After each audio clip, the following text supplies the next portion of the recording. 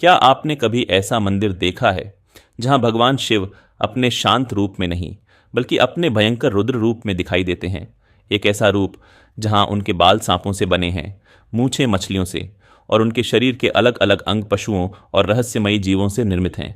इस वीडियो में हम चलेंगे छत्तीसगढ़ के बिलासपुर जिले के ताला नामक स्थान पर, जहां स्थित है एक रहस्यमयी जुड़वां मंदिर परिसर, देवरानी और जेठानी मंदिर।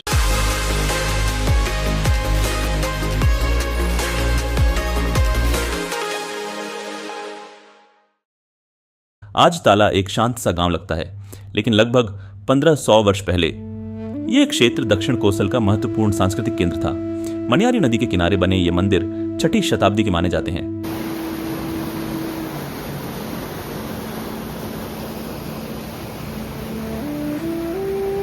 आज इस स्थल पर कुछ आधुनिक मंदिर भी मौजूद हैं। श्री राधा कृष्ण शिव पार्वती मंदिर, सिद्धनाथ मंदिर और सिद्धनाथ आश्रम। लेकिन इन आधुनिक मंदिरों के पीछे स्थित हैं ताला के प्रसिद्ध जुड़वां मंदिर, देवरानी और जेठानी मंदिर। आज जो पत्थर और मंदिरों के अवशेष हम देखते हैं वे हमेशा से खुले हुए नहीं थे। कई सदियों तक ये पूरा परिसर मिट्टी और मलबे के नीचे दबा हुआ था। ताला में इस स्थल की खुदाई और सफाई का कार्य 3 चरणों में किया गया। पहला चरण 1977 में, दूसरा 1985 में और तीसरा 1987 में। इन्हीं उत्खननों के दौरान धीरे धीरे इस रहस्यमयी मंदिर परिसर और इसकी अद्भुत मूर्तियों का पुनः अनावरण हुआ। स्थानीय लोग इन्हें देवरानी और जेठानी मंदिर कहते हैं। लेकिन ताला की सबसे बड़ी विशेषता केवल इसकी वास्तुकला नहीं है, बल्कि यहाँ की अद्भुत और रहस्यमयी मूर्तिकला है। ताला के शिल्प भारत के किसी भी अन्य मंदिर से अलग दिखाई देते हैं। यह है जेठानी मंदिर।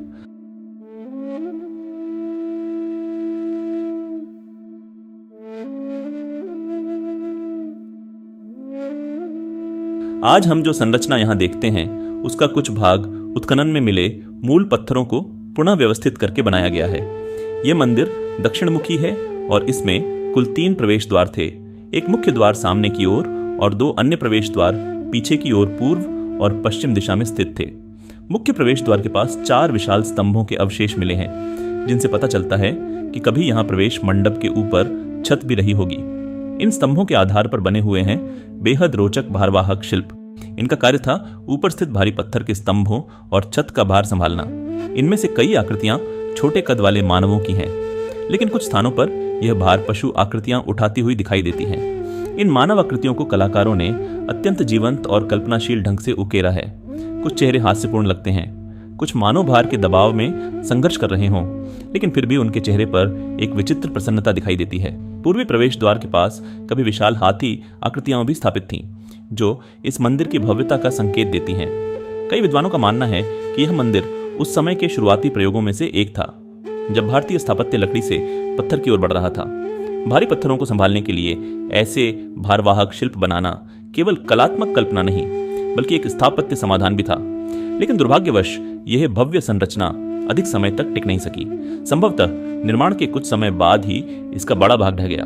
आज यहाँ केवल बिखरे हुए पत्थर, टूटे स्तंभ और खंडहरों के बीच बची हुई ये अद्भुत मूर्तियां ही उस प्राचीन वैभव की कहानी सुनाती हैं। यह है देवरानी मंदिर। इस मंदिर में गर्भगृह, अंतराल और मुखमंडप हैं। गर्भगृह और अंतराल दोनों आयताकार हैं और लगभग समान आकार के हैं। हालांकि मंदिर का शिखर अब नष्ट हो चुका है। आज मंदिर के केवल अधिष्ठान और जंघा भाग ही सुरक्षित बचे हैं, जबकि शिखर और ऊपरी संरचना नष्ट हो चुकी है। इसकी वास्तुकला में दक्षिण भारतीय प्रभाव दिखाई देता है और इसकी शैली त्रिरथ तथा पंचरथ मंदिर शैली के बीच की मानी जाती है। मुखमंडप की ओर जाने वाले भाग पर दोनों ओर विशाल गण आकृतियां स्थापित थीं, हालांकि आज वे काफी क्षतिग्रस्त हैं। मुखमंडप के दोनों ओर बने स्तंभों पर कलश धारण किए हुए स्त्री आकृतियों की सुंदर नक्काशी दिखाई देती है। मंदिर के द्वार का लिंटल अत्यंत रोचक है, जिसमें हाथी, मकर और विभिन्न देव आकृतियों की नक्काशी की गई है। मध्य भाग की पहचान को लेकर विद्वानों में मतभेद है। कुछ इसे शिव के कंकाल मूर्ति रूप से जोड़ते हैं, जबकि कुछ इसे गंगाधर शिव या शिव पार्वती विवाह दृश्य मानते हैं। ऊपरी भाग में गजलक्ष्मी की आकृति और नीचे 15 ऋषियों की गोलाकार नक्काशी दिखाई देती है, जो इस मंदिर की कलात्मक जटिलता को दर्शाती है। लेकिन अब हम पहुंचते हैं इस स्थल के सबसे बड़े रहस्य की ओर, रुद्र शिव की रहस्यमयी मूर्ति। 1988 में जब यहां खुदाई चल रही थी, तब पुरातत्वविदों को मिट्टी के भीतर दबा हुआ एक विशाल पत्थर का शिल्प मिला, लगभग 8 फुट ऊंचा, करीब 5 टन वजनी और भारत में अब तक मिली सबसे विचित्र मूर्तियों में से एक। इसे रुद्र शिव कहा जाता है, लेकिन सच ये है कि आज तक कोई निश्चित रूप से नहीं जानता कि यह वास्तव में क्या है। इस मूर्ति को ध्यान से देखिए। इसके शरीर के अलग अलग अंग विभिन्न पशुओं और जीवों से निर्मित किए गए हैं। इसके बाल या मुकुट सांपों के कुंडलों से बने हैं और दोनों ओर कंधों के पास सांपों के फन बाहर निकलते दिखाई देते हैं। इसके कान 2 मोरों से बने हैं, जिनके फैले हुए पंख स्पष्ट दिखाई देते हैं। नाक एक छिपकली से बनाई गई है और उसकी पिछली टांगें भौहों का आकार बनाती हैं। आंखें किसी मेढक जैसी आकृति से निर्मित प्रतीत होती हैं। इसकी मूंछें 2 मछलियों से बनी हैं। नीचे का होंठ और ठोड़ी एक केकड़े से निर्मित है। इसके कंधों पर मकर आकृतियां बनी हैं, जिनसे भुजाएं निकलती हुई दिखाई देती हैं।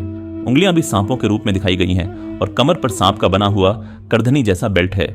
इसके सीने पर 2 मानव मुख उकेरे गए हैं, एक दाईं ओर और एक बाईं ओर। इसके पेट पर एक बड़ा मानव मुख बना हुआ है। इसके जननांग का भाग कछुए के रूप में बनाया गया है और अंडकोश घंटियों के आकार में दिखाए गए हैं। जांघों पर 4 मानव मुख बने हैं, 2 सामने और 2 किनारों पर। इसके घुटनों पर 2 सिंहमुख दिखाई देते हैं और पैरों के पास भूमि पर एक सांप का फन भी उकेरा गया है। इस रहस्यमयी मूर्ति की पहचान को लेकर विद्वानों में आज भी मतभेद है। कुछ इसे पशुपति शिव मानते हैं, यानी सभी जीवों के स्वामी। कुछ विद्वान इसे यक्ष, गण या द्वारपाल से जोड़ते हैं। वहीं कुछ इसे तांत्रिक परंपरा या किसी स्थानीय जनजातीय देवता का रूप मानते हैं। यही रहस्य इसे भारतीय मूर्तिकला की सबसे अनोखी पहेलियों में से एक बनाता है। लेकिन आज तक कोई अंतिम निष्कर्ष नहीं निकला। एक विद्वान ने तो यहां तक कहा था कि यह मूर्ति आने वाले 100 वर्षों तक भी विद्वानों के लिए पहेली बनी रहेगी। ताला केवल एक प्राचीन मंदिर स्थल नहीं है, यह भारतीय कला, प्रतीकों और रहस्यवाद का एक अनोखा संसार है। यहाँ शिव केवल कैलाश पर बैठे देवता नहीं हैं, वे प्रकृति, पशु, मानव और ब्रह्मांड की संयुक्त शक्ति के रूप में दिखाई देते हैं। और शायद यही कारण है कि ताला आज भी हमें चकित करता है। यदि आपको भारत के ऐसे ही रहस्यमयी और कम झात ऐतिहासिक स्थलों की कहानियां पसंद हैं तो चैनल को जरूर सब्सक्राइब कीजिए।